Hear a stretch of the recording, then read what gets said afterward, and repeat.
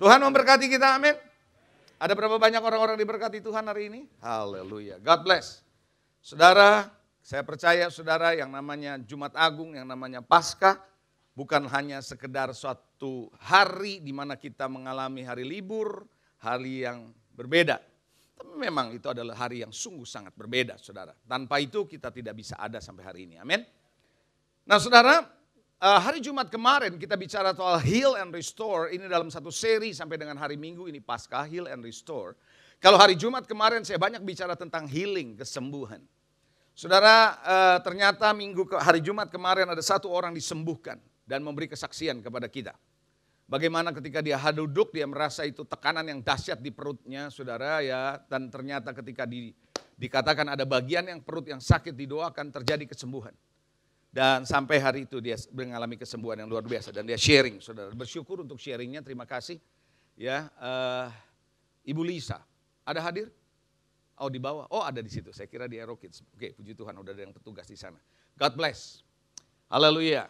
Saudara, Paskah bukan hanya sekedar perayaan sekali lagi, tetapi adalah satu kemenangan besar, bahkan terbesar. Satu kemenangan yang besar dan yang terbesar bagi siapa? Bagi saudara saya yang percaya kepadanya. Kenapa? Saudara, yang namanya kemenangan besar ini bukan cuma soal kubur dan maut. No, saudara, yang namanya Paskah bukan cuma kita menang atas kubur dan maut saja. Karena kalau bicara kubur dan maut bicara soal kematian, betul? Berarti buat nanti. Tapi saya percaya saudara, Paskah juga bicara soal kemenangan atas kehidupan saudara yang sedang Anda jalani hari ini. Bukan cuma nanti waktu mati. No, tapi dalam kehidupan. Saudara, hidup saudara pasti akan mengalami yang namanya kemenangan. Yang setuju boleh katakan amin. Nah saudara, hari ini saya akan banyak bicara soal restoration. Karena hari Jumat kita bicara soal healing, maka hari ini saya akan bicara soal restoration. Nah restoration apa, pemulihan apa, restorasi apa, ini yang nanti kita akan bahas. Oke? Pasti saya akan banyak bicara soal restoration atau restorasi di dalam keluarga saudara dan saya. Ya, dalam konteks hubungan saya akan bicara itu nanti. Di dalam Kisah Rasul 3:21 ada satu ayat yang menarik untuk Anda perhatikan baik-baik. Kisah 3:21 firman Tuhan bilang begini. Kristus harus tinggal di sorga. Makanya Yesus belum datang kedua kali sampai hari ini. Masih tinggal di surga, karena ini kisah 3 setelah dia naik ke surga, saudara ya. Dan dia bilang sampai waktu pemulihan segala sesuatu, seperti yang difirmankan Allah dengan perantara nabi-nabinya yang kudus di zaman dahulu. Jadi Yesus gak akan pernah datang kedua kali sampai apa? Pemulihan segala sesuatu. Sampai semua dipulihkan. Coba bilang semua dipulihkan. Semua dipulihkan sesuai dengan apa? Sesuai dengan nubuatan dari nabi-nabi sejak zaman dahulu. Apa yang bakal terjadi ke depan. Selama pemulihan belum terjadi sepenuhnya, Yesus masih menanti di surga. Makin cepat terjadinya pemulihan berarti kalau boleh begitu saya simpulkan makin cepat kedatangan Tuhan yang kedua kali. Itu sebabnya saudara pemulihan itu menjadi satu hal yang sangat penting. Nah yang menarik begini saudara. Prinsip pemulihan Tuhan, prinsip restorasi Tuhan adalah ketika saudara direstore, ketika Anda dipulihkan, maka dia bukan cuma mengembalikan posisi saudara di awal. No, dia akan membuat posisimu jauh lebih baik daripada yang di awal. Itulah prinsipnya restorasi. Karena itu saudara, Tuhan mau restorasi hidup saudara, keluarga saudara untuk menjadi lebih baik dari yang sebelumnya. Yang mau katakan amin. Mari kita lihat saudara bagaimana dengan Ayub. Kita lihat peristiwa Ayub di dalam Ayub pasal 42 ayat yang ke-10. Ayub 42 ayat yang ke-10 firman Tuhan bilang begini. Lalu Tuhan memulihkan keadaan Ayub. Dipulihkan, direstor yang namanya keadaan Ayub. Setelah ia minta doa untuk sahabat-sahabatnya. Dan Tuhan memberikan kepada Ayub apa? 2 kali lipat dari segala kepunyaannya dahulu. Ini yang saya maksud prinsip pemulihan. Saudara jangan ngelihat 2 kalinya. Banyak kita saudara udah langsung lihat 2 kali double porsi gitu ya. Iya itu adalah bagian. Tetapi Anda harus tahu di mana kalau Tuhan pulihkan keadaan seseorang. Keadaannya itu bukan cuma sekedar keadaan itu balik. Tetapi 2 kali lipat. Bahkan lebih baik istilahnya begitu. Makanya Anda bisa mengatakan seperti mimpi. Ada ayatnya bilang seperti mimpi. Betul saudara? Hidup saya ini kok kayak mimpi dipulihkan oleh Tuhan seperti ini. Bahkan lebih dahsyat. Ayat berikutnya bicara soal rumah Tuhan yang kemudian kemuliaannya akan menjadi lebih dahsyat daripada yang sebelumnya. Mari kita lihat saudara Hagai 2 ayat yang ke-10. Jadi Anda harus mengerti ya bahwa yang namanya pemulihan bukan cuma membuat saudara kembali pada posisi awal. Tapi apa? Lebih baik. Coba bilang lebih baik. Haleluya. Bukankah Tuhan itu indah? Tuhan itu baik. Haleluya. Hagai 2 ayat 10, adapun rumah ini kemegahannya yang kapan?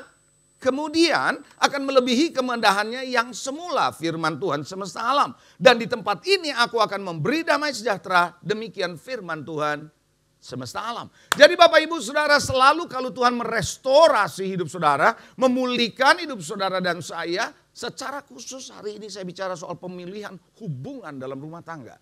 Ketika itu dipulihkan, saya percaya itu akan menjadi jauh lebih baik. Yang tidak pernah Anda pikirkan sebelumnya. Haleluya. Mungkin Anda berkata, saya belum berkeluarga pastor. Tapi suatu hari Anda akan berkeluarga, bukan? Dan Anda yang sudah berkeluarga, Anda mesti mengerti bahwa Tuhan mengasihi keluarga saudara. Dan bagi Anda yang belum berkeluarga, Anda harus mengerti bahwa prinsipnya bahwa Tuhan harus jadi pusat dalam rumah tangga saudara. Katakan amin. Oke, saudara, sadar atau tidak sadar bahwa dosa telah membuat hubungan jadi kacau. Bukan cuma kacau, hubungan itu jadi putus. Karena apa? Dosa. Hubungan antara Adam dengan Tuhan putus, betul? Bukan cuma kacau, putus. Bahkan saudara, antara Kain dan Habel dengan sesama jadi masalah, betul? Kenapa? Karena dosa. Itu sebabnya dia harus tebus dosa, saudara dan saya. Makanya kenapa penyakit juga bisa timbul karena dosa. Hari Jumat kemarin saya sudah katakan.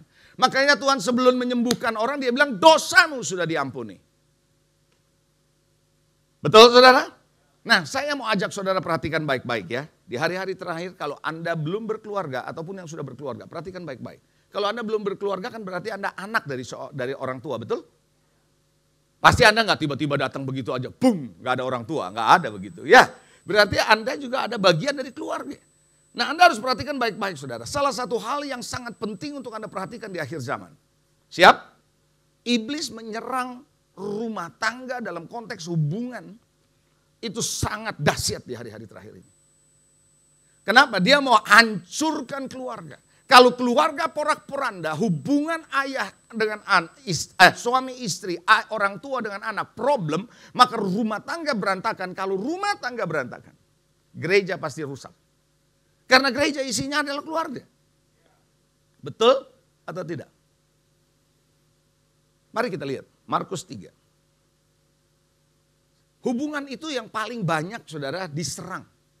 Hubungan suami istri, orang tua dengan anak, anak dengan mertua, begitu ya. Itu sering dijadikan masalah saudara. Lalu hubungan antara jemaat dengan pekerja, pekerja dengan pekerja, pekerja dengan pendeta, pendeta dengan pekerja, pendeta dengan pendeta gitu loh. Gembala sama gembala itu sering terjadi begitu. Hubungan itu jadi masalah. Markus 3, 24, 25. Kalau suatu kerajaan terpecah-pecah, kerajaan itu tidak dapat bertahan. Betul, saudara? Dan jika suatu apa? Rumah tangga terpecah-pecah, rumah tangga itu tidak dapat. Saya percaya keluarga saudara, keluarga saya rentan. Kalau kita tidak jaga dan kita tidak pelihara baik-baik. Berapa banyak Anda melihat saudara, rumah tangga hancur karena mulai dari hubungan yang berantakan. Antara suami istri nggak ngomong, antara suami istri tidak bicara, atau anak orang tua nggak bicara. Dan ini jadi masalah. Dan saya percaya saudara Tuhan mau restore ini. Ada banyak yang Tuhan mau restorasi dalam hidup kita. Tapi nggak tahu kenapa hari ini saya mau bicara itu. Dan bukan cuma itu saja. Memang tahun ini kita banyak bicara soal family. Makanya kita ada family gathering. Halo? Karena esensi keluarga banyak diserang di hari-hari terakhir ini. Nah, salah satu pesan Nabi di akhir zaman, Nabi-Nabi perjanjian lama mengenai pemulihan yang akan terjadi di masa yang akan datang. Ingat kisah 3:21 tadi?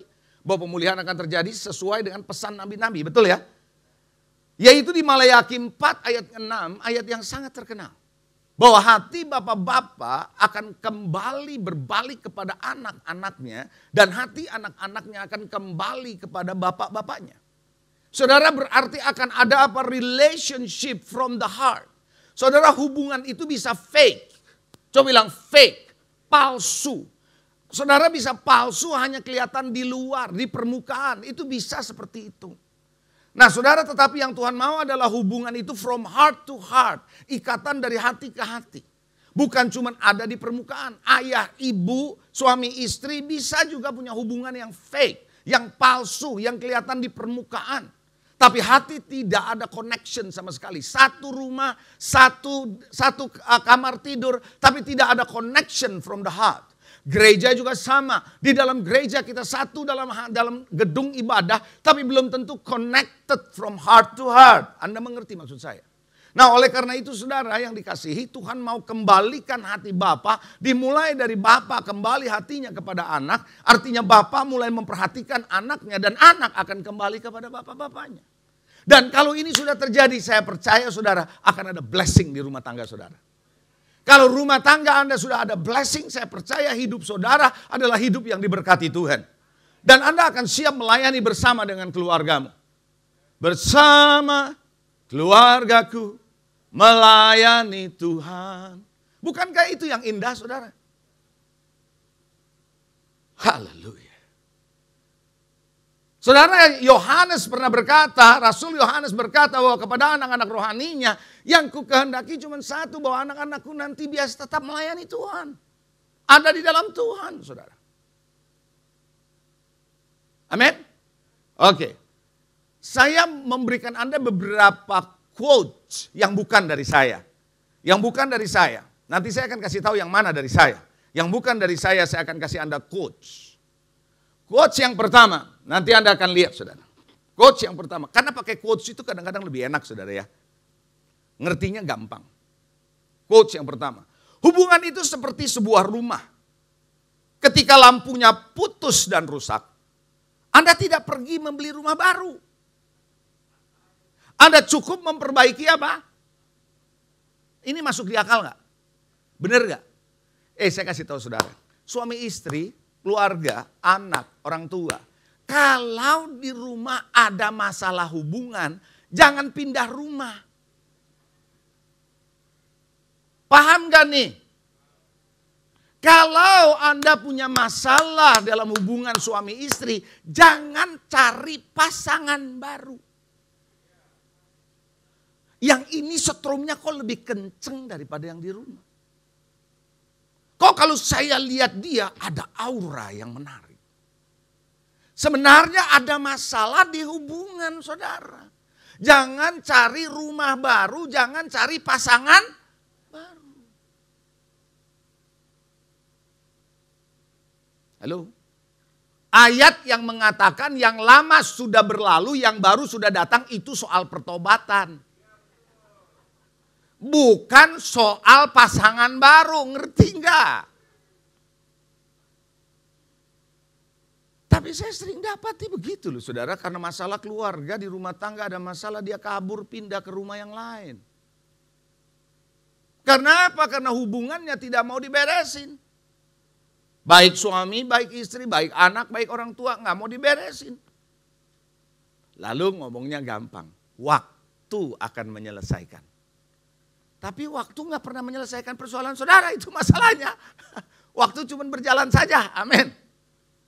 Lalu berikutnya, apabila Tuhan bisa memulihkan Anda kembali kepadanya, hidupmu yang berantakan hancur-hancuran, ada seorang hamba Tuhan bilang begini, Tuhan itu pemulung katanya. Karena dia pernah dilempar, dibuang orang seperti sampah di selokan. Dan Tuhan seperti pemulung yang ngambil dia dari sampah dan dipulihkan luar biasa hidupnya. Dia sekarang sebagai seorang hamba Tuhan. Nah apabila Tuhan bisa memulihkan Anda kembali kepadanya, Anda percaya Tuhan bisa pulihkan saudara sepenuhnya?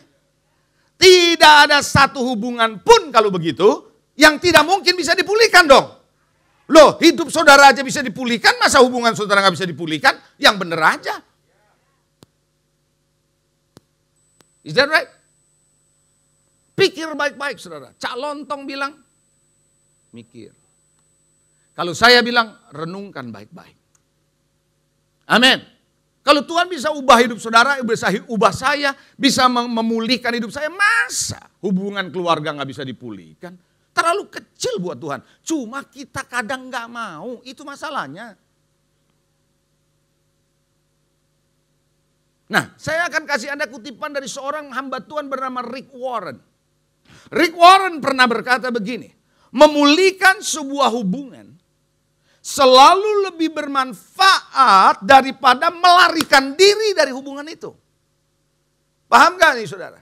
Rick Warren bilang kalau satu hubungan sudah mulai bermasalah, mendingan kamu beresin karena itu jauh lebih bermanfaat daripada kamu kabur dari hubungan itu. Siapa yang lari dari hubungan yang retak gak akan pernah bisa menyelesaikan hubungan. Don't run away. Makanya saudara dalam hidup ini hanya ada dua kemungkinan saat Anda menghadapi persoalan. Either you datang selesaikan hadapi atau you lari dari kenyataan. Halo? Bisa katakan amin? Hubungan itu penting? Yes. Hubungan keluarga, hubungan rumah tangga, hubungan di dalam gereja, hubungan dengan sesama sangat penting.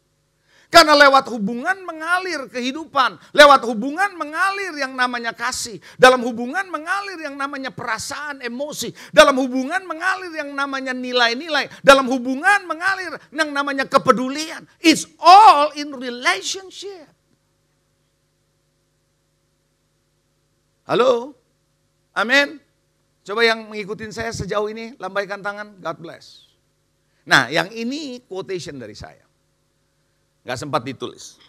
Hubungan yang sehat tidak berarti gak ada masalah atau gak ada konflik. Tapi selalu bisa menemukan jalan keluar dan menjadi lebih baik. Nggak mungkin gak ada konflik. Hidup ini gak ada yang namanya gak ada konflik. Karena kita berasal dari keluarga yang berbeda, latar belakang yang berbeda, anak saja bisa berbeda. Saya punya 3 anak, tiga-tiganya beda saudara. Setiap orang bisa beda. Hubungan yang sehat bukan berarti gak ada masalah, gak ada konflik. Gak mungkin saudara, manusia itu gak ada konflik hidupnya. Pasti ada. Tapi selalu akan mencari apa? Jalan ke luar. Supaya menjadi lebih baik. Halo? Nah, hubungan dalam rumah tangga hari ini saudara kalau Anda dengar ini. Periksa diri kita masing-masing ya. Halo? Kita periksa diri kita masing-masing. Jangan bilang, tuh lu kan gua bilang juga apa. Gitu loh. Jangan gitu saudara ya. Kita belajar saudara. Nah yang perlu diwaspadai di dalam hari-hari terakhir konteksnya dalam hubungan. Saya nggak buat slide-nya adalah. Teknologi bisa membuat saudara makin dekat dengan gadget tapi makin jauh dengan keluargamu. Be careful. Teknologi ini membuat saudara dan saya belum tentu menjadi sahabat. Ketika, kok sih tiba-tiba lupa ya, yang menemu Apple. Siapa? Oh ya Steve Jobs, kok tiba-tiba bisa lupa gitu saudara. Bisa lupa. Steve Jobs pernah berkata selama waktu dia masih hidup. Anak-anaknya tidak dikasih main iPad, tidak dikasih main iPhone. Anaknya pernah bertanya begini, why you dad, engkau sebagai ayah, ngapain you bikin iPad, ngapain you bikin iPhone sementara gue gak dikasih main? Jawaban dari Steve Jobs mencengangkan saya. Jawaban dia begini, papamu bikin iPad dan iPhone bukan untuk kamu untuk bermain dengan itu. Tapi ini dibuat untuk meningkatkan produktivitas kerja orang. Tidak menggantikan hubungan. Jadi kalau dia makan sama anak-anaknya di restoran, no iPad, no iPhone. Yang ada dia bilang, it's I. Dengarkan ngomongan saya. I teach you how. Steve Jobs berkata demikian. Kita yang make, kita lebih pintar dari Steve Jobs. Anda ngerti maksud saya? Teknologi saudara Lalu pengejaran hidup, ambisi hidup khususnya pria-pria. Tapi nggak cuma pria sih, perempuan juga. Tapi pada umumnya pria punya ambisi yang begitu hebat. Sampai pada akhirnya saudara lupa dengan hubungan keluarganya. Saya nggak ngomong cuma businessman, tetapi termasuk pendeta. Tahu pendeta? Bukan vendetta, kalau vendetta dalam bahasa Inggris lain.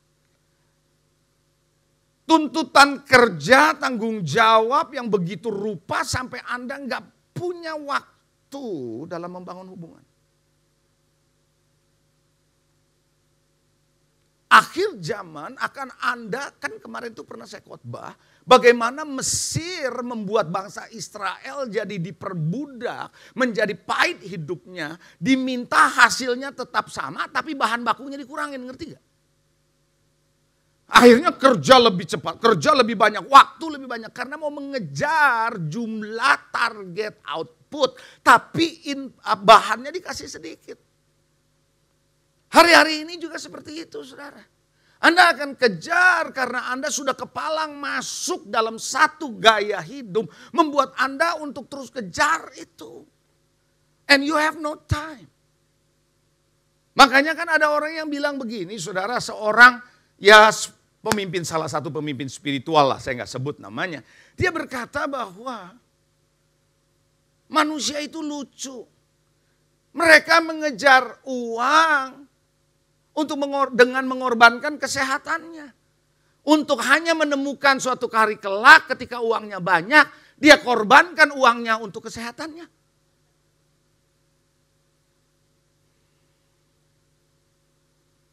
Saudara, kadang-kadang dalam keluarga ada perbedaan-perbedaan. Iya dong, pria sama wanita beda, betul? Setiap anak beda, betul? Dan perbedaan-perbedaan ini kita perlu memperhatikan dan mencermatinya dengan baik.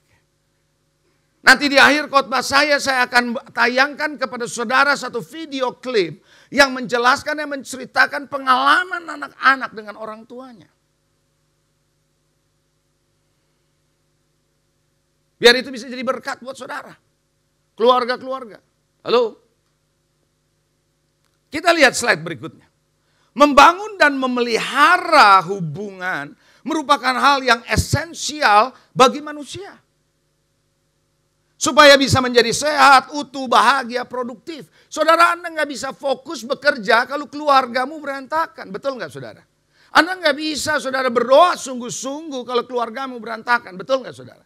Tahukah saudara Anda bisa mengalami stres yang berkelebihan kalau rumah tanggamu berantakan? Betul nggak saudara?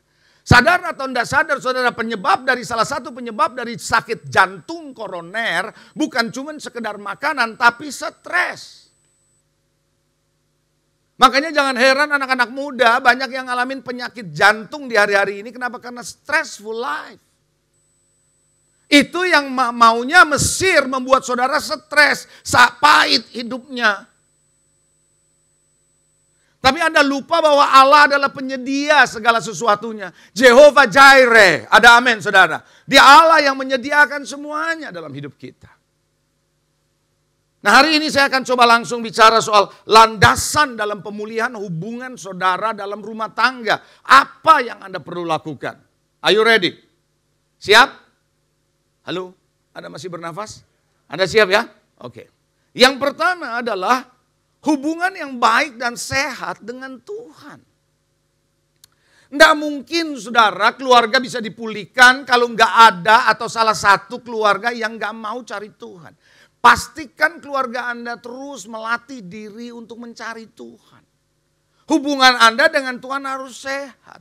Fokus Anda dalam hidup ini harus sama-sama punya kerinduan Tuhan menjadi sentral dalam hidup kita.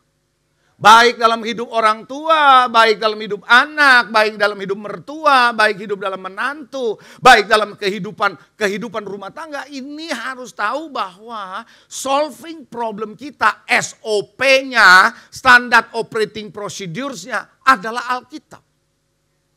Kalau bukan itu saudara, rumah tangga Anda akan mencari jalan yang lain yang membuat saudara hubungan makin sulit dipulihkan. Karena pemulihan tidak bisa dilakukan oleh dunia ini.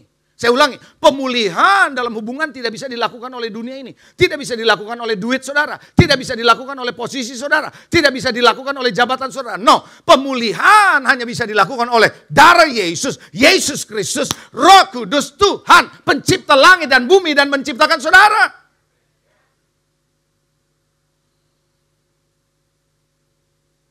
Saudara, hubungan yang dengan Tuhan itu sangat penting. Kenapa? Mari kita melihat satu ayat Mazmur 27 ayat 8 sampai dengan ayat yang ke-10. Kalau Anda nggak fokus sama Tuhan, bisa fokus kepada diri sendiri, bukan? Begitu bukan, saudara? Ya, Mazmur 27 ayat 8 sampai 10. Hatiku mengikuti firman-Mu, carilah wajah-Ku, maka wajah-Mu ku cari ya Tuhan. Janganlah menyembunyikan wajah-Mu kepadaku, jangan menolak hamba-Mu ini dengan murka. Engkaulah pertolonganku, jangan membuang aku, jangan meninggalkan aku, ya Allah penyelamatku. Anda kalau lihat Mazmur ngomong kayak gini, desperado banget. Sangat desperate, Tuhan don't leave me alone. Dia merasakan Tuhan itu satu-satunya pertolongan dia. Kepada siapa lagi gitu. Nah keluarga harus seperti itu. Makanya Daud berkata, sekalipun ayahku ibuku meninggalkan aku, Tuhan menyambut aku. Anda harus jadikan Tuhan itu sentral. Kita bukan cuma sekedar ke gereja dalam ibadah, walaupun itu penting dan perlu, tapi Anda harus punya hubungan dengan Tuhan masing-masing di keluarga. Anak harus bisa berdoa, suami bisa berdoa, jangan suami titip doa sama istri. Istri harus berdoa, ayah, ibu harus bisa berdoa, anak berdoa. Karena sekarang persoalannya gini, saudara. Boleh saya tanya sama saudara? Jawab ya. Tuhan penting gak? Penting gak? Penting atau sangat penting? Kalau Anda lagi ada masalah, larinya kemana? Harusnya lari ke Tuhan kan? Seringkali kalau kita udah ke Vevit, tahu ke Vevit, Anda udah gak tahu lagi mau jalan kemana, pasti cari Tuhan untuk didoain, betul gak? Cari orang untuk mendoakan saudara, yes or no? Artinya apa? Anda sebenarnya tahu Tuhan itu is very important. Sangat penting. Tapi tanpa sadar kita suka dalam menjalani hidup ini itu bisa blank spot. Seolah-olah Tuhan itu nggak gitu penting. Kalau hubungan saudara baik dengan Tuhan, maka apa yang terjadi? Pelita Tuhan dalam hidupmu itu terang, menyala. Makanya saudara Amsal 20 ayat 7 berkata roh manusia itu pelita Tuhan. Dia akan menyelidiki seluruh lubuk hati. Makanya kalau Anda nggak membangun hubungan dengan Tuhan personally, maka ini yang namanya pelita Tuhan bisa padam. Kalau sudah padam, kita nggak bisa lihat yang Tuhan mau kasih lihat. Kita nggak bisa ngerti ketika Tuhan mau memberikan penjelasan. Kita nggak akan ngerti ketika pendeta khotbah. Kita nggak akan ngerti ketika orang nasihati kita. Why? Karena ini padam. Tapi kalau kita terus bangun hubungan dengan Tuhan, maka pelita Tuhannya menyala. Maka ketika dia berbicara ke dalam lubuk hatimu, dia akan menyelidiki dan Anda ngerti bagaimana caranya Anda berubah. Holy Spirit akan menolong saudara. Pertanyaan saya hari ini, apakah Anda masih punya mesbah keluarga? Ask yourself. Apakah Anda masih punya mesbah keluarga? Suami, istri, anak, do you still have this? Anda harus punya mesbah keluarga. Kenapa ketika Anda berdoa, anak akan tahu isi hati orang tuanya, maminya punya hati, papinya punya hati. Lalu orang tua ketika berdoa sama anak, dia tahu apa yang ada di hati anaknya. Dan ketika mereka berdoa, mereka sedang ada yang namanya zing. Tahu zing? Bahasa teknologi zing. Sinkronisasi. Antara anak orang tua disinkronkan in the spirit. Masing-masing sinkron dengan sorga. Maka apa yang terjadi? It is easy. Ketika Anda dengar khotbah yang berdasarkan Holy Spirit, maka Anda akan tangkap. Anda akan yes.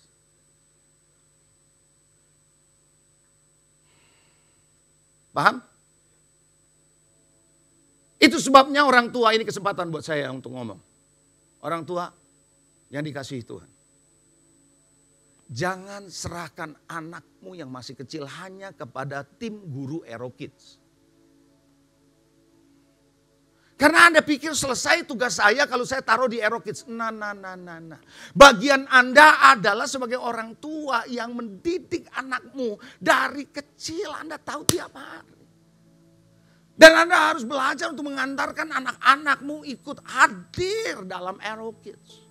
Demikian pula di Stargy, mau di teens yang usia masih teenager, maupun yang sudah usia di atas teenager dalam Stargy. Anda jangan bilang, aduh papa mama malas dah nganterin kamu. How come? Anda nggak akan pernah bisa melihat anak-anakmu dibangun, dilatih. Orang yang dari agama seberang sana, dari kecil diajarin untuk ada guru-guru agama yang melatih mereka. Seberapa kita sebagai orang percaya menyadari betapa pentingnya Tuhan dalam hidup anak-anak kita. Kita boleh mencarikan sekolah baik buat anak kita. Boleh mencarikan kuliah terbaik buat anak kita. Tapi apakah kita juga memberikan yang terbaik dalam hidup mereka? Dalam hidupnya lewat Tuhan Yesus. Karena pada akhirnya hidup saudara dan hidup saya telanjang di mata Tuhan, bukan? Yang kedua, Anda harus belajar peka. Anda boleh peka sama Roh Kudus sangat penting, tapi peka dong sama orang lain. Peka dong sama keluargamu.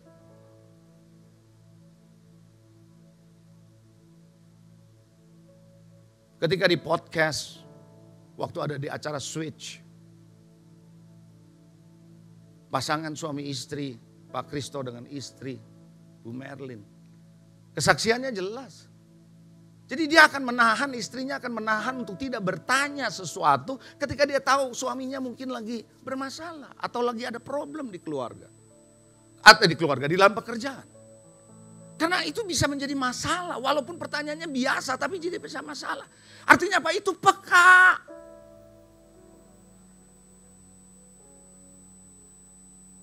Matius 7:12 berkata begini.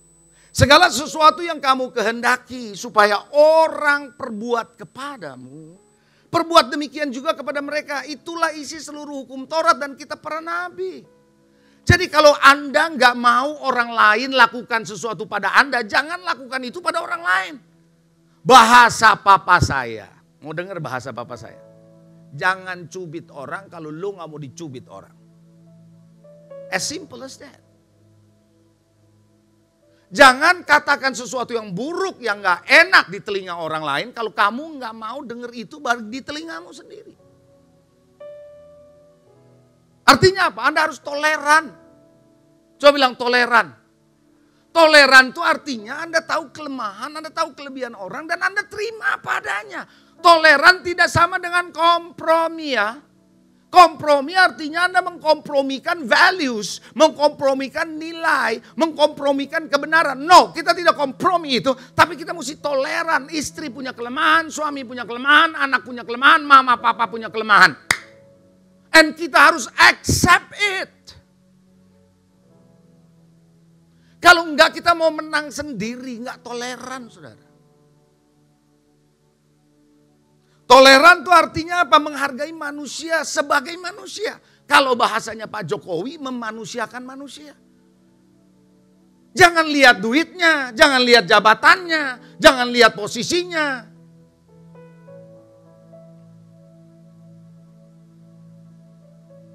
Saya percaya kalau Anda toleran, kalau Anda peka, maka Anda nggak akan fokus pada dirimu sendiri.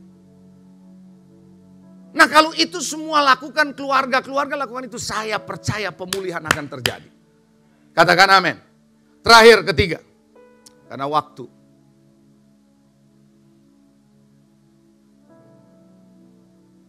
Belajar pakai powerful words. Belajar pakai powerful words. Kata-kata itu berkuasa untuk memulihkan, betul? Betul nggak?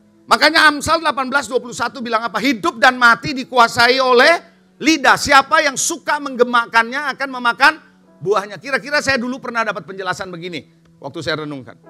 Bagaimana ayat ini berlaku? Kayak gini, kalau Anda lagi ada di gunung, di bukit, Anda ngomong begini.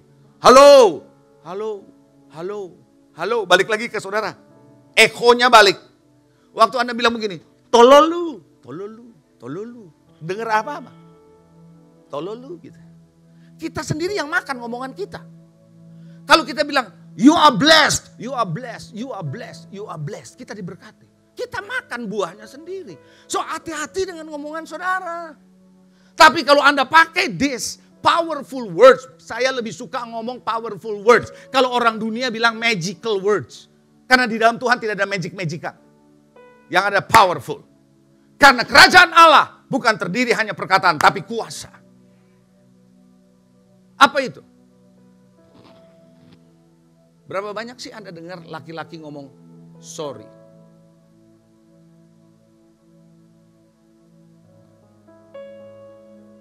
Kebanyakan yang suka ngomong sorry itu perempuan. Bisa nggak laki-laki belajar ngomong sorry?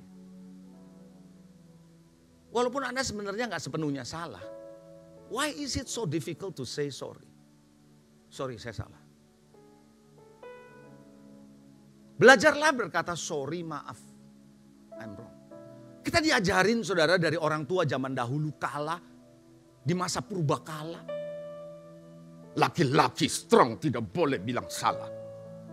Yang bilang siapa? Kalau salah ngaku salah lah. It's a powerful word. Itu akan menyelesaikan banyak persoalan yang gak perlu sebenarnya timbul. Karena gak mau ngomong sorry. Udah tahu salah gak mau ngomong sorry. Tapi kalau Anda easy to say sorry, I'm wrong. Sorry Anda salah tidak berarti posisimu jadi lebih rendah. Tidak, justru orang respect sama saudara. Powerful word yang berikutnya. Thank you. Thank you. Tadi saya mau katakan thank you, saya terlupa. Hari ini saya kesempatan, saya masih ada waktu untuk ngomong. Thank you buat tim praise and worship yang tadi luar biasa. Say thank you, terima kasih. Kalau sudah ditolong sekecil apapun, say thank you. Kalau Anda ditraktir makan, jangan lupa say thank you. Telat gak apa-apa, tapi lebih baik ngomong kalau udah telat juga. Thank you. Beberapa waktu yang lalu saya tahu, saya sempat makan, ada yang bayarin, saya lupa ngomong. Tapi besoknya saya harus say thank you. Coba Anda ngomong, please help me. Tolong saya dong. Jangan bilang, coba dong kerjain gini. Susah banget ngomong tolong. It's a powerful word. Bisa nggak saudara bilang begini? Ketika Anda ditolong walaupun cuma diangkatin barang. Oh, you are so nice. Ini bukan lip service. Tapi Anda betul-betul dari hatimu bilang, you are so nice, you are so good. Udah help me. Tahu gak saudara dengan ngomong begitu istri kepada suami, suami kepada istri, orang tua kepada anak, anak kepada orang tua. It helps relationship untuk blend. Coba kalau anak bilang, mam tolong dong. Dad tolong dong, pap tolong dong. Kalau mama atau papa bilang kepada anaknya, tolong dong. Anak juga tahu ini bukan karena perintah suruh tapi it helps. It's a powerful words. Jangan karena kita merasa kita orang tua, kita gak perlu ngomong help. Saudara ketika anakmu membelikan sesuatu kepada saudara, do you say thank you? Saya banyak belajar dari anak-anak saya juga. Walaupun saya yang bayar makan siang misalnya suatu hari saya makan, saya bayar. Mereka selesai, mereka bilang thank you. Walaupun buat saya sebagai orang tua itu adalah kewajiban, itu tanggung jawab saya. Tapi mereka bilang thank you. Itu membuat kita happy.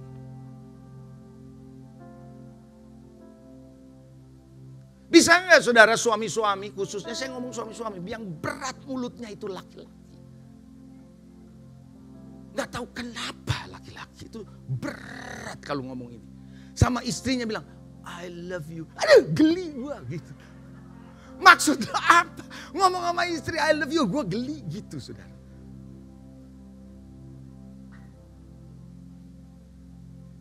Saya mau tanya suami-suami, kapan you terakhir ngomong sama istrimu I love you?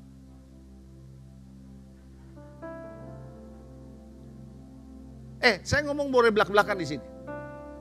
Seringkali laki-laki baru ngomong I love you when you want to have sex.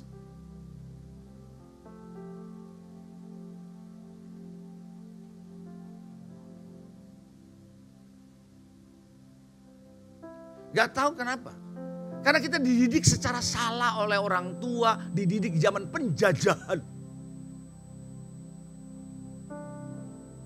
Bisa nggak kita bisa bilang kalau anak kita lakukan sesuatu kita bilang wow so cool man, wow luar biasa baik bener keren. Kita ngomong begitu sama anak. Kemarin anak saya kirim performance dia di Marina Bay ketika dia di Singapura untuk tarian bersama-sama dengan timnya. Dia kirim malam, saya nonton. Selesai nonton, langsung saya bilang, wow, so cool, keren. Wah, orang perlu yang namanya apresiasi. Anda nggak bisa bilang, enggak kok, gue tahu sebenarnya gue tahu anak gue bagus, tapi gue diem aja. Emang Anda bisa kalau ke Kentucky terus diem aja? Pesan apa? Lihat hatiku udah tahu apa. Mana bisa gitu? Lu nggak ngomong, lu nggak tahu orang mau pesan apa. Anda ngerti nggak maksud saya? You cannot di depan McDonald's, di teman Kentucky diem aja. Pak mau pesan apa? Udah tahu. Ya udah tahu tapi gua kagak tahu gitu loh. Ngerti gak sih maksud saya? Bisa nggak Anda ngomong begini? Wow, thank you for your help. I appreciate this. Saya hargai pertolongan kamu. Kecil sih, cuma nganterin saya, but I appreciate. Ada orang-orang ya, kalau udah ditolong, itu kan memang mestinya dia nolong saya, begitu.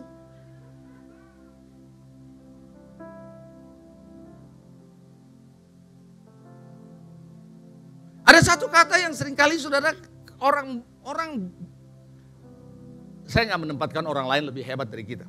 Orang-orang Western, itu paling gampang ngomong, good morning. Naik lift nih ya, kalau saya di hotel nih ya, di luar kota nih ya, ada bule nih, satu masuk sama-sama pagi. Dia gak kenal saya gak kenal dia. Dia langsung bilang, morning. Saya juga bilang, morning. Coba deh kalau Anda ke lift ya, di hotel ya, ketemu orang terus Anda bilang morning. Pasti dia bilang morning, enggak begini. Karena dia akan ke bawah arus Anda bilang morning, dia morning. Karena kebaikan itu contagious. Morning. Makanya saya dulu kalau di bank diajarin setiap angkat telepon, good morning, good afternoon harus dimulai di situ. Bisa nggak kita ngomong, aduh pastor, aduh pak, I am blessed. Ini pertemuan yang memberkati, ini makan siang yang memberkati, ini nasihat yang memberkati, I am blessed. Bisa nggak Anda seperti itu?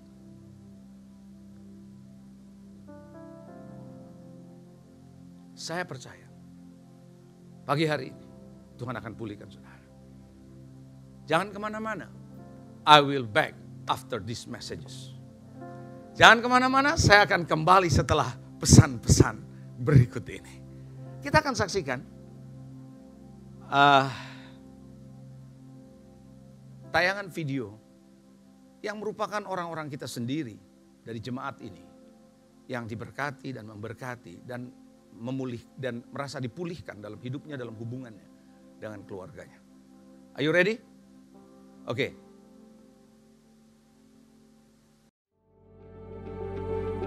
Halo, nama aku Steven Joshua, aku anak dari Pak Aslan sama Bu Leni. Halo, jadi waktu itu pas mama ulang tahun, ada aku, papa sama mama, kita bertiga doa. Terus habis itu aku ceritain lah kondisi kuliahku yang lumayan complicated. Jadi pas kecil itu, pas SD, tepatnya kelas 6, aku sama orang tua aku sering kayak bertentangan. Misalnya, aku pengen jalan-jalan sama temen yang lain pada jalan-jalan kayak gitu. Aku biasanya nggak dibolehin gitu sama orang tua aku. Sama misalnya kalau mungkin anak zaman dulu pas kecil tuh sering kayak main game. Aku cuma boleh main game kayak cuma 2 jam, terus itu cuma weekend doang. Jadi kalau yang lain pada main, aku tuh ya diem-diem aja di rumah. Dan di saat itu, akhirnya kita saling mendoakan. Ya enggak sih, lebih benernya mama doain aku, papa doain mama. Habis itu mama doain aku, udah semua ditutup dalam doa. Terus aku ngerasa sih setelah mama Dan di situ aku baru sadar ternyata mamaku tuh care banget, peduli banget dan sayang banget sama aku. Walaupun mamaku ya gitu orangnya. Aku kayak nggak suka sama orang tua aku, yang orang tua aku mau aku tuh biasanya benci gitu. Orang tua aku maunya aku belajar. Dia nggak gitu bisa ekspresif menunjukkan kasih sayangnya, tapi I know deep down that she loves me, she loves her kids very much. Jadi setelah mama doain, I feel like at that time until now that I can do anything gitu. Jadi jadi doanya mama kayak jadi bahan bakar gitu buat aku. Jadi I know that she got my back, that she supports me in whatever I do, and I'm so grateful for that. Keluarga itu nggak ada yang sempurna. Kita pasti bakal pernah mikir kalau kita tuh nyesel lahir di keluarga kayak gini misalnya. Kita tuh harus membenarkan cara pandang kita, karena cara pandang itu penting. Mungkin yang kita anggap baik belum tentu itu dianggap baik sama orang tua kita atau kayak gitu. Orang tua kita tuh mau yang terbaik buat kita. Jadi buat mama, buat papa, aku berterima kasih banget udah sabar menghadapi aku sama 26 tahun belakangan. Udah sabar banget ngebesarin aku, bimbing aku, dan juga menghadapi aku orangnya yang lumayan emosian dan temperamental, dan kadang-kadang kalau ngomong bisa nyebelin. Karena orang tua itu adalah wakil Tuhan di bumi, jadi aku percaya kalau orang tua tuh bakal ngasih yang terbaik buat aku. Terima kasih Papa, Mama, karena sudah sertai aku dari kecil sampai sekarang. Aku bersyukur banget bisa tinggal di keluarga ini. So thank you so much Mom and Dad, I love you guys very much. Dan I'd say kalian berdua, Papa Mama udah did an amazing job at raising all three of us. So thank you so much, I love you guys.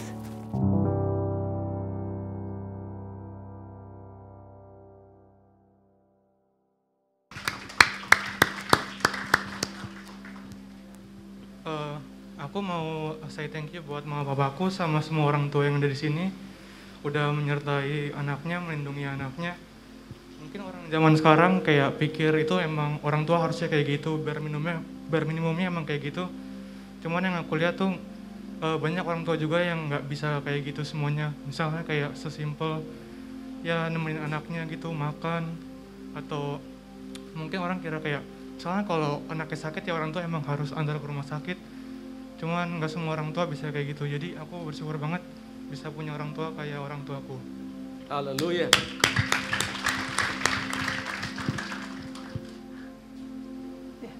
Ya aku mau bilang thank you buat semua orang tua di sini, terutama buat papa mama. Ya aku tahu sih hubungan kita nggak sempurna dan masih suka banyak berantemnya.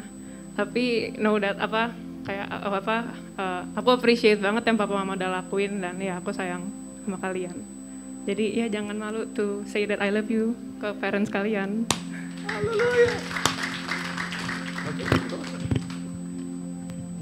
Oke, saya undang orang tua dari kedua anak ini berdiri. Mereka akan menghampiri Anda. Mereka akan peluk Anda. Mereka akan berdoa buat Anda. Mereka mengasihimu. Silakan orang tua berdekatan. Nah, mari saya undang jemaat menyanyikan satu lagu bersama keluarga melayani Tuhan. Mari saya undang Anda bangkit berdiri. Silakan untuk anak-anak yang dekat, Stephen bisa peluk orang tuamu. Bersama keluarga melayani Tuhan. Haleluya. Bersama keluargaku melayani Tuhan. Bersatu selamanya mengasihi Engkau. Tiada yang dapat melebihi kasih-Mu ya Tuhan. Bagi kami Kaulah segalanya. Sekali lagi nyanyikan ini. Bersama keluargaku melayani Tuhan. Bersatu selamanya mengasihi Engkau. Tiada yang dapat melebihi kasih-Mu ya Tuhan. Bagi kami Kaulah segalanya. Keluarga-keluarga, Bersama Anda boleh berpegangan tangan. keluargaku Suami, istri, melayani anak, Tuhan. berpegangan tangan. Kalau perlu Anda berpelukan, Anda boleh berpelukan. Sebagai satu kesatuan pemulihan, restoration in the yang house. dapat melebihi kasih-Mu ya Tuhan. Bagi kami Kaulah segalanya. Bersama keluargaku melayani Tuhan. Amin. Bersatu selamanya mengasihi Engkau. Tiada yang dapat melebihi kasih-Mu ya Tuhan. Bagi kami Kaulah segalanya. Bersama keluargaku melayani Tuhan. Bersatu selamanya mengasihi Engkau. Tiada yang dapat melebihi kasih-Mu ya Tuhan.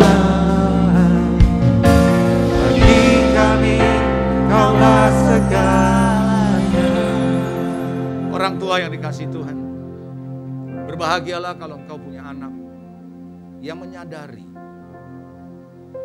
Tuhan buka hatinya, beri pengertian kepada mereka. Mereka ada karena orang tua ada. Mereka bisa ada sampai hari ini karena orang tua, bukan karena diri mereka. Dan orang tua menyadari dia bisa ada sampai hari ini oleh karena kasih Tuhan. Biar keluarga-keluarga dipulihkan hari ini. Dan biarlah ketika pemulihan terjadi seperti Jessica, seperti Stephen dengan keluarga. Biar orang tua mulai menyadari bahwa bukan dengan cara intimidasi, kekerasan, dan mengatakan tuh kan papa bilang apa, mama bilang apa. Jangan pakai itu. Tapi jadikan ini satu momen. Belajar mengerti anak-anak. Belajar mengerti apa yang mereka perlukan. Dan bagaimana Anda sebagai orang tua bisa menjadikan mereka adalah anak panah di tangan pahlawan. Belajar jadi orang tua. Nggak ada orang tua yang sempurna, nggak ada keluarga yang sempurna. Nggak ada anak yang sempurna. Semua ada fase kehidupan. Ada fase anak-anak, ada fase waktu remaja, ada fase pemberontakan bisa terjadi. Tapi percayalah Tuhan pegang kendali dalam hidup. Kita nyanyikan haleluya, haleluya 12 kali. Lalu kita akan masuk dalam penyembahan. Dengan Anda tetap berpegangan tangan nanti. Kita menyembah sebagai keluarga-keluarga. Bawa penyembahan kita sama Tuhan. Silakan. Haleluya, haleluya, haleluya, haleluya,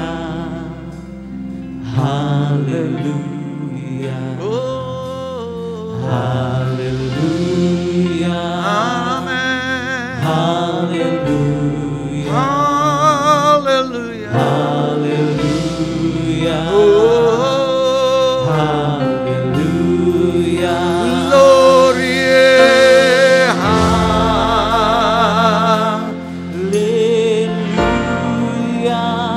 Oh. Naikkan ucapan syukurmu di hadapan Tuhan. Glory, hallelujah.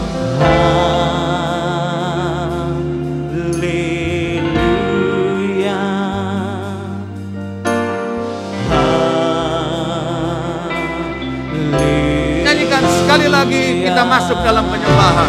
Haleluya, haleluya, Haleluya. haleluya,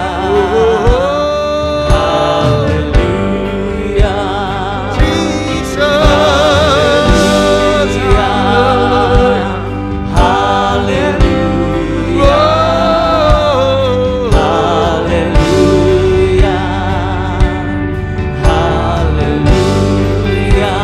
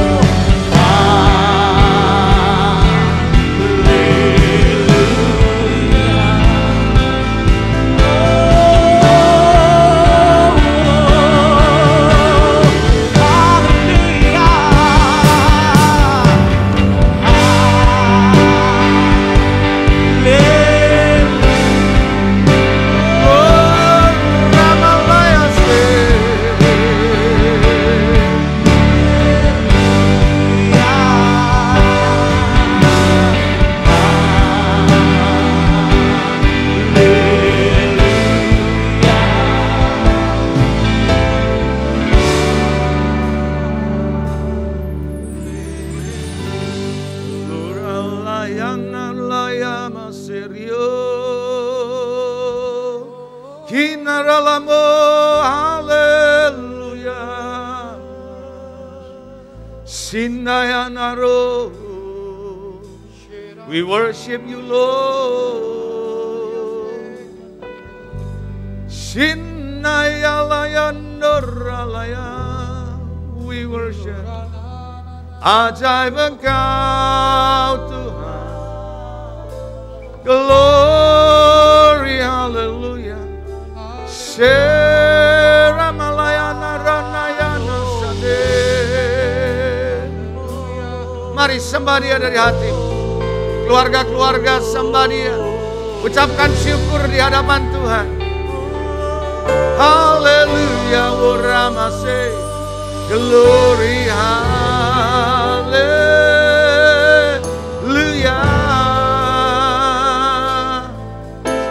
We worship, hallelujah. Glory, hallelujah. Glory, hallelujah.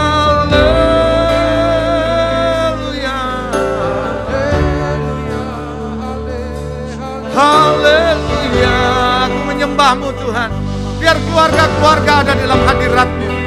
Kasih Tuhan mengikat. Menjadikan kami satu hati. Bersepakat dalam membangun keluarga ilahi. Membangun anak panah di tangan pahlawan. Membuat keluarga kami menjadi keluarga yang mengenal Tuhan. Melayani bersama-sama. Anak, orang tua, cucu, menantu. Melayani bersama-sama. Oh, raya nirvana layase. Hallelujah. I worship you. I worship you. Glory, hallelujah.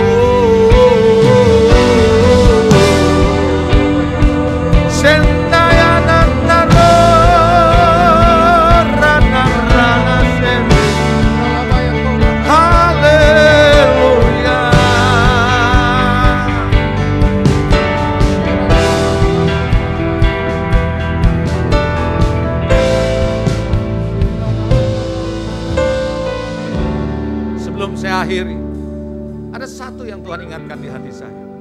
Jangan pernah berkata mustahil. Jangan pernah bilang tidak bisa.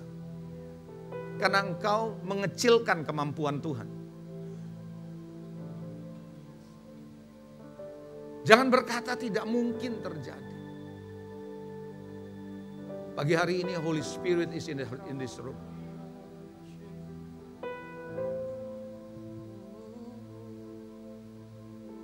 Para anak, engkau menyadari tidak mustahil kalau Tuhan bisa mengubah orang tua. Orang tua jangan pernah berpikir nggak mungkin anak saya dirubah. Jangan kecilkan kuasa Roh Kudus. Doa. Ini waktunya. Anak-anak mulai mengerti.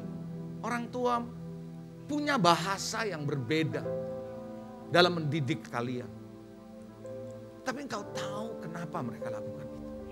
Orang tua, ini juga kesempatan buat engkau belajar anak muda. Di hari-hari ini. Punya ekspektasi harapan yang mungkin belum dimengerti selama. Sebagai orang tua belajar. Percayalah keluarga-keluarga, Allah masih bermegang kendali dalam hidup. Tuhan, aku memberkati keluarga-keluarga. Keluarga Jessica, Pak Husen, keluarga Pak Aslan. Berkati Tuhan. Keluarga-keluarga yang lain hari ini.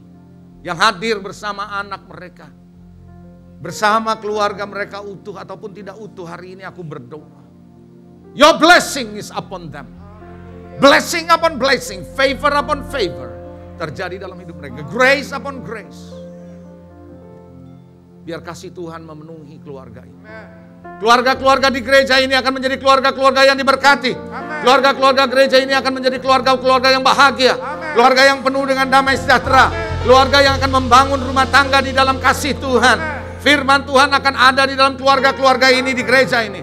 baik yang hadir maupun yang menyaksikan lewat streaming ini. Kalau engkau sebagai jemaat di tempat ini, aku berdoa hari ini aku perkatakan firman Tuhan bahwa keluarga-keluarga akan bangkit, keluarga-keluarga akan mengerti bahwa mereka dipanggil untuk membangun keluarga Allah, gereja yang dimana Tuhan mau agar kerajaan Allah hadir di dalam rumah tangga mereka. Aku berdoa pengertian akan diberikan, mata hati akan terbuka, kasih akan semakin melanda, semakin banyak, memenuhi keluarga-keluarga, di antara anak, di antara menantu, di antara cucu, di antara orang tua. Hari ini aku berdoa, in Jesus name, akan ada kesatuan hati, akan ada pemulihan besar-besaran, akan terjadi transformasi yang dahsyat, akan terjadi victory yang luar biasa. Ayo percaya ini waktunya Tuhan. Keluarga-keluarga akan mulai bangkit, akan mengatakan bahwa ini kami, pakai kami bersama keluarga melayani Tuhan. Berdoa blessing upon blessing, baik berkat-berkat jasmani, berkat-berkat spiritual, berkat-berkat jiwani terjadi di keluarga-keluarga ini Tuhan. Pekerjaan mereka, bisnis mereka diberkati, kehidupan mereka diberkati, kesehatan mereka diberkati. Biar Tuhan mereka mulai merajut hubungan yang makin terbuka, makin transparan Tuhan. Makin merendahkan hati mereka masing-masing, karena mereka tahu mereka melayani Tuhan yang sama, Allah yang sama, Immanuel, Allah Tuhan Yesus Kristus. Oh Tuhan, terima kasih. Hamba-Mu tidak akan bisa menyampaikan terlalu banyak, tapi Holy Spirit akan berbicara ke hati mereka masing-masing. Berkati keluarga-keluarga yang ada. Terima kasih Tuhan. Kami menyerahkan keluarga-keluarga ke dalam tangan. Biarlah Tuhan, kasih Tuhan memenuhi keluarga-keluarga yang ada. Terpuji nama-Mu Bapa. Mari Bapak Ibu Saudara angkat kedua belah tangan.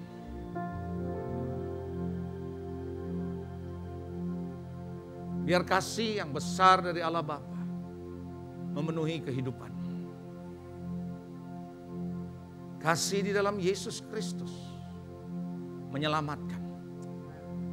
Persekutuan dalam Roh Kudus membuat engkau hidup dalam damai sejahteranya. Kalau demikian pulanglah dan terima berkat besar ini dalam nama Tuhan Yesus Kristus. Yang percaya diberkati Tuhan katakan amin. Beri tepuk tangan yang meriah. Haleluya. God is good. Anda boleh peluk istri saudara, katakan I love you, I appreciate. Istri, suami, jangan kaku saudara, jangan kaku sama istri, gak pernah dipeluk. Kau yang ku andalkan.